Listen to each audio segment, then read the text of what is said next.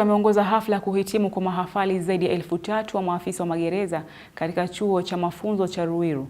Rais Ruto akiahidi maafisa hao kuwa serikali itaanzisha mchakato wa nyongeza mishahara yao na pia kuwajengea nyumba za bei nafuu ili kuwatoa katika makazi duni. Fred Wambua na taarifa kamili.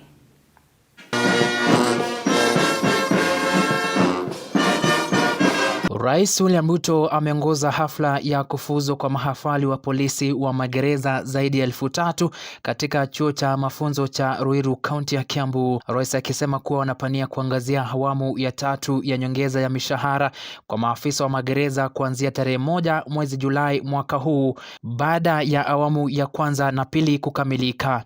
Mjue ya kwamba vile tumefanya hapo nyuma kuhakikisha kwamba officers wetu wote katika sekta hii ya usalama wanapata haki yao kulingana na mchango wanaotoa katika kulinda mali na maisha ya taifa letu la Kenya. Mwaka huu tutakuwa na phase 3 ya kuongeza mishahara ya prison officers kama vile tunavyofanya katika zile services zingine. Rais akiweka ahadi pia ya kuwajengea maafisa hawa takriban nyumba 28,000 za bei nafuu. Sasa asilimia 30 ya ujenzi tayari ikiwa inaendelea ili kuwatoa katika makazi duni wanaoishi kwa sasa.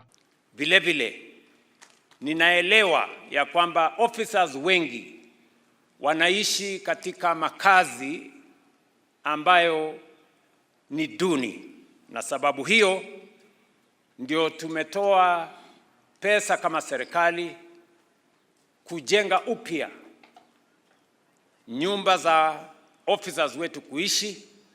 Nyumba 5,000 za kwanza zinaanza mwaka huu, na ndani ya miaka 4 ijayo tutakuwa tumejenga nyumba 28,000 kuhakikisha kwamba officers wetu katika sehemu zote za taifa letu la Kenya wanakaa katika makazi yanayofaa.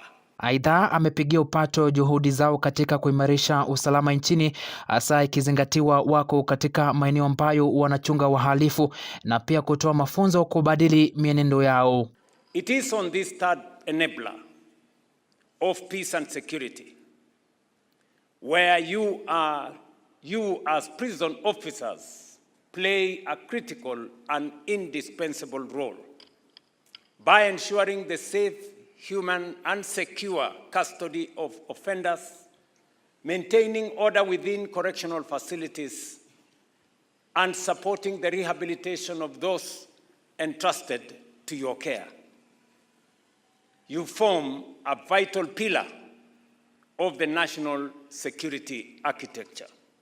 In their 9 months training, the trainees have acquired the requisite knowledge, competencies, discipline, and capacity necessary to discharge their duties with diligence and professionalism.